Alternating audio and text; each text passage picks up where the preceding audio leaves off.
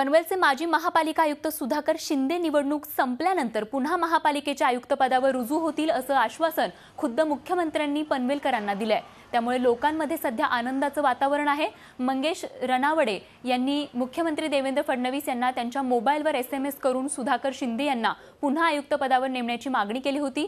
तसंच स्वाक्षरीची मोहीम आणि मोर्चेही काढण्यात आले होते आणि त्याच्याच या मागणीला खुद्द मुख्यमंत्री यांनी SMS करून हिरवा कंदील दिलाय। त्यामुळे आता पनवेलकरांनी शिंदे परत यावे यासाठी सुरू केलेली मोहीम यशस्वी झाली आहे। त्यामुळे पनवेलकरांनी आनंद व्यक्त केलाय।